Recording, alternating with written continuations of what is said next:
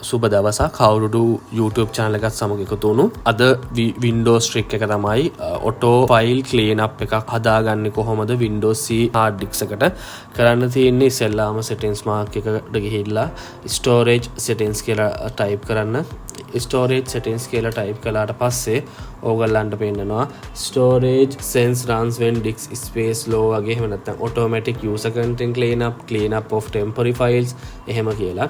එතකොට එතන ඔපෙන්නයි මුලින්ම Windows 10 එකකින් නම් තියෙන පොඩි ටික් එකක් disable වෙලා තියෙනවා. අන්නේ ටික් එක ඕගොල්ලෝ enable කරගන්න. ටික් එක enable කරගත්තට පස්සේ ඕගොල්ලන්ට ඊට යටින් ටිකක් පෙන්නනවා configure storage sense කියලා. ඒක open කළාට පස්සේ තව අලුතින් window එකක් open වෙනවා. ඒ window එක open කළාට පස්සේ එතන තියෙනවා temporary files එහෙම නැත්නම් storage sense එක කියන්නේ එක නම් වලින් එතන පෙන්නලා තියෙනවා. එහෙම පෙන්නලා තියෙනකොට ඉස්සෙල්ලාම තියෙන Windows 10 නම් තියෙනවා run storage sense එක. එතනින් සාමාන්‍යයෙන් හදලා තියෙන during low free disk space කියලා කියන්නේ disk space එක අඩු වුණාට පස්සේ අපිට message එකක් ඇවිල්ලා manually අයින් කරන්න වෙනවා. එහෙම කරන්න ඕනේ නැහැ. Every month කියන එක තමයි මම recommend කරන්නේ. කියන්නේ normal user කෙනෙක් නැත්නම් high heavy වැඩ කරනවා නම් every week අනිවාර්යෙන් දාන්න.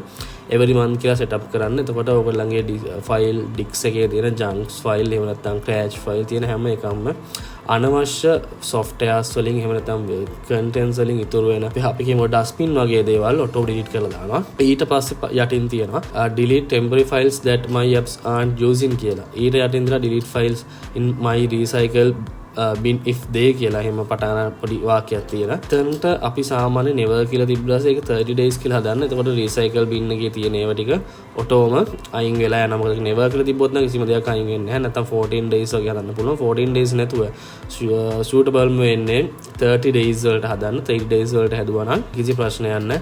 files ටික recycle bin එකේ තියෙන ඒවා ටික නම් ඔටෝම අයින් වෙලා යනවා. ඊට අමතරව ඊට යටින් තියෙනවා delete files in my download folder කියලා. ඒ එතන තියෙන ෆයිල් එකේ තියෙන ටික් එක කොයි වෙලාවකවත් on කරන්න යන්න එපා. ඒකට හේතුව තමයි මේ තියෙන ටික් එක on වෙනවා කියන්නේ 30 days නැත්නම් 14 days වලට on වෙනවා කියන්නේ ඔයාගේ download file එකේ තියෙන මොනවා හරි document එක කෙලින්ම remove වෙලා යනවා දවස් 30කට නැත්නම් දවස් 74කට පස්සේ. කියන්නේ 14 days 30 days වලින් පස්සේ notification මොකුත් නැහැ. කෙලින්ම delete වෙලා යනවා. ඒ හින්දා ඒ වගේ දෙයක් open on කරන්න නැතුව never කියලාම දාලා දෙන්න කිසි ප්‍රශ්නයක් නැහැ. safe.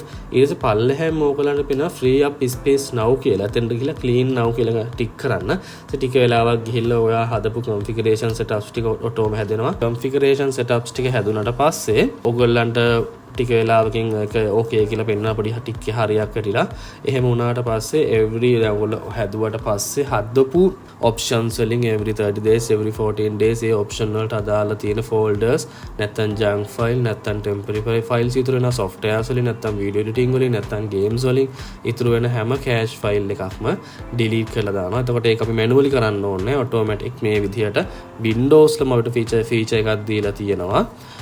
delete කරන්න කොහොමද කියලා.